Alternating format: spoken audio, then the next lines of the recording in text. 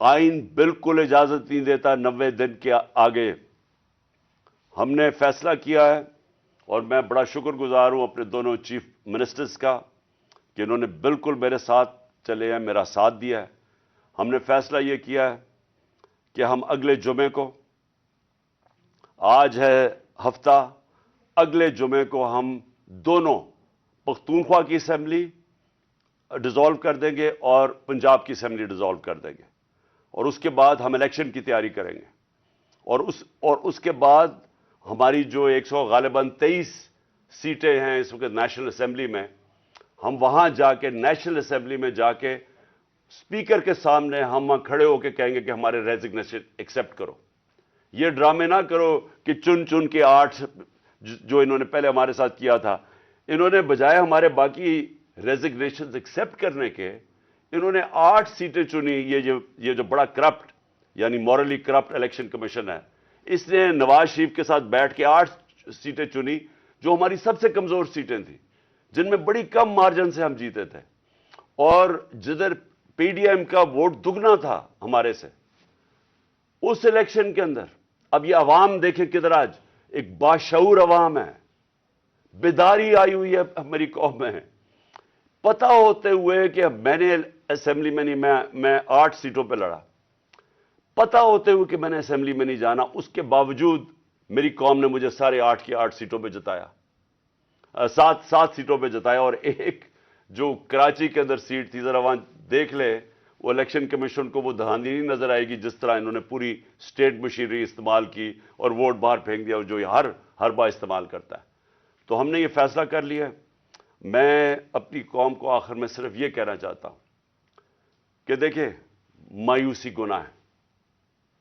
آپ مایوس ہو کے گھر بیٹھ جائیں یا آپ باہر ٹکٹ لے کے کسی اور ملک میں چلے جائیں اور کوئی نوکری مل جائے، یہ میری نظر میں یہ ایک انسان اپنی جو ڈیوٹی ہے معاشرے کو اس سے بھاگتا ہے. اصل آپ سب کی ڈیوٹی یہ ہے کہ ہم اب کھڑے ہوں اور ہم ان چوروں کا اور اس کرپٹ نظام کا مقابلہ کریں، اور ہم کریں الیکشن کے ذریعے، اور الیکشن کے ذریعے ان کو سبق سکھائیں آئین اور قانون کے بیچ میں رہتے ہوئے. میں نہیں چاہتا کہ یہاں سری لنکا جیسا سچویشن ہو کہ لوگ سڑکوں کے اوپر آ جائیں اور توڑ پھوڑ ہو. میں چاہتا ہوں کہ ہم الیکشن کے ذریعے ان کو شکست دیں، اور ان کو ایسی شکست دیں کہ یہ ہمیشہ کے لیے ان چوروں کا نام و نشان یہاں سے چلا جائے. اور وہ تب ہوگا جب آپ سب اس کو اپنی ذمہ داری لے کے نکلیں گے.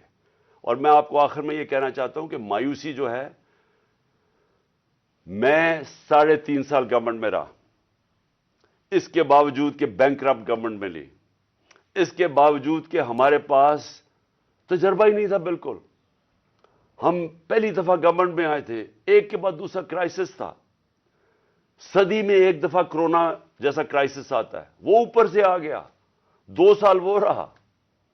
اس کے باوجود پاکستان میں کسی گورنمنٹ نے، جس طرح میں نے کہا کہ جو ملٹری ڈکٹیٹرز کو تو امریکن ڈالرز ملے، ہمیں تو کوئی ڈالرز نہیں ملے.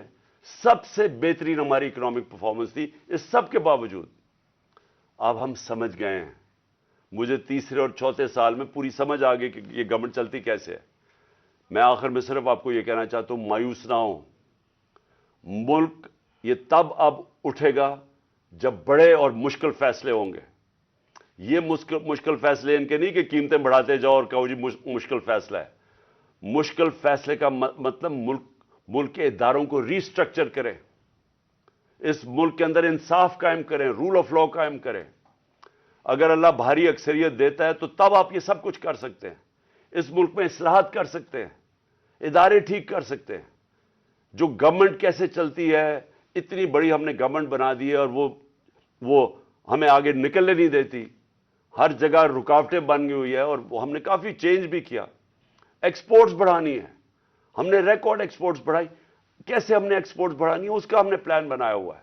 اسمال اور میڈیم انڈسٹری کو کیسے کھڑا کرنا ہے جو اصل روزگار دیتی ہے اور دولت میں اضافہ ہوتا ہے. اپنی ایگریکلچر جو زراعت ہے، ہم نے چائنا سے بات کر چکے تھے کہ نئی ٹیکنالوجی ہم لے کے آئیں. بدقسمتی سے کرونا کی وجہ سے 2 سال چائنا بند ہو گیا. وہ جو نئی ٹیکنالوجی سے ہم نے صرف اگر ہم وہ چھوڑے کہ جو چائنا کے اندر وہ پیداوار لیتے ہیں 1 ایکڑ سے، ہم اگر اپنی دگنی کر لیں تو اب یہ سمجھے کہ پاکستان کے اندر ایک انقلاب آ جائے گا۔ میں آخر میں یہ کہنا چاہتا ہوں کہ کوئی مایوس ہونے کی کوئی ضرورت نہیں ہے۔ یہ ٹورزم میں ہی ہم اتنا پیسہ بنا سکتے ہیں، اور وہ بھی بدقسمتی سے کرونا کی وجہ سے ٹورزم ساری دنیا میں بند ہوگی۔ ہم اس ملک کو اٹھا سکتے ہیں، لیکن وہ گورنمنٹ اٹھائے گی جس کے پاس ایک مینڈیٹ ہو، جس کے پاس عوام کی طاقت ہو، اور اس اللہ کے بعد اس